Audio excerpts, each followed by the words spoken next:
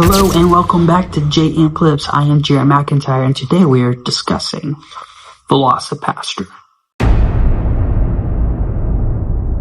I don't understand. What does drug smuggling have to do with Christianity?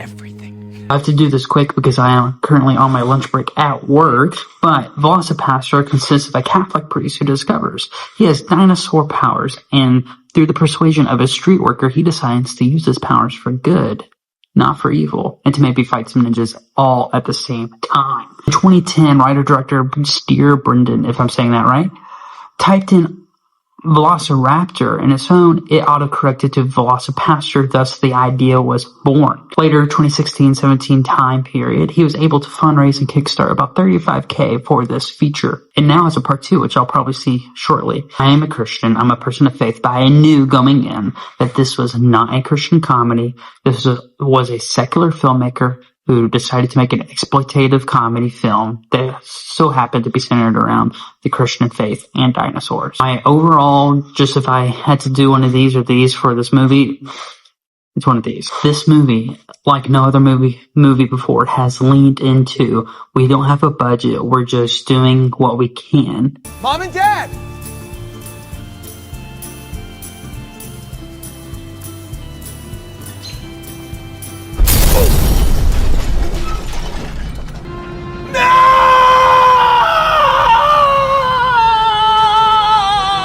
This is a big play on the monster and martial art movies from the 80s, 70s, 80s, 90s. Particularly, there's a scene at the very end, which I know, like I just know, is from Bloodsport.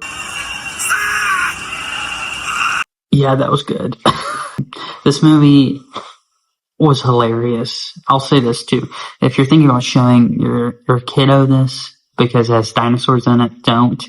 There is rated R profanity in this movie. Other than, a PG-13 level romance narrative. Other than that, this movie is hilarious with intentionally over the top acting. Dragon warrior.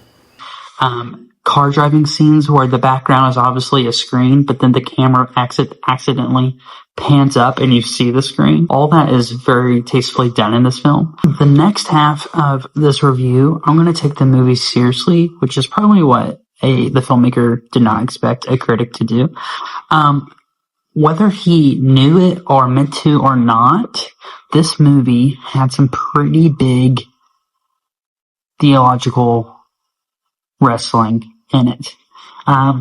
Specifically, right off the bat, out of the gate, Doug's parents die, and his priestly mentor is consoling him with wine, but he tells him everything happens for a reason. And it was very on the nose when he said it, like purposefully. That is a hot topic debated matter in the world of Christendom. Not every Christian believes that necessarily. Depends the context behind the intended statement. So we're wrestling with free will and predestination here. That's very, there's that divides Christendom down the middle for sure. 2. Let's see here. Whenever Doug makes his first kill as the dinosaur, without knowing it, he saved a street worker. And afterwards, he's feeling really guilty. And she tells him, "You've saved me. This is an inherently good thing you've done." She says, "This is the most priestly thing you have ever done." So herein lies the question of,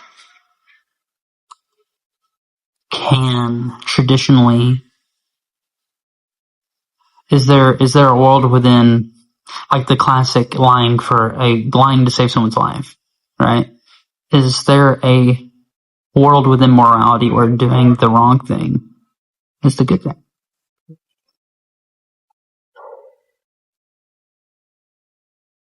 It also dives into the idea of going back to the everything happens for a reason thing and free will, right? This is free will. It also dives into the idea of organic, sovereign turning of events versus when we choose to manipulate. We choose to make decisions that have manipulated moral outcomes. We've manipulated what the morality should say, the narrative of the morality. Very interesting.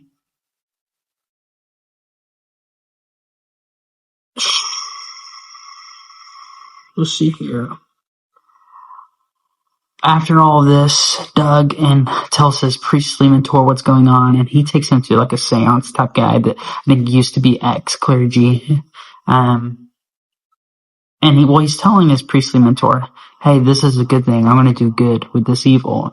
And the mentor is like, nah, bro, God doesn't want you to do that.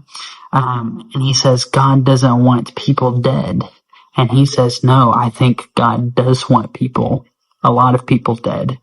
And this gets into the realm of righteous judgment, right? The God of the Bible is a just and righteous God. A perfect God created perfect people who then betrayed the perfection.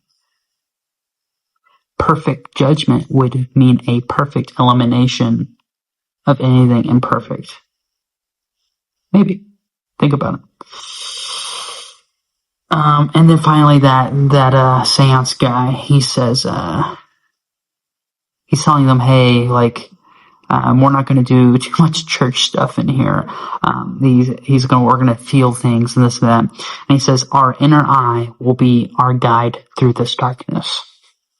To me, it just sounded like maybe a potential ploy of making fun of Protestants, people who make themselves arbiters of their own truth.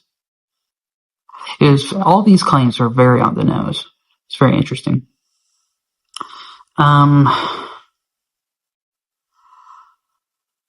It was hilarious. I laughed out loud a lot. And there's a part of me that thinks this guy, whoever made this film, maybe used to be religious or Catholic of some form of Christian faith. And through wrestling with all these theological claims, maybe left the faith. And if that's the case, I would like to invite you back in, because there's a world where all of this makes sense. And that world has Jesus in it as the king. So, my take.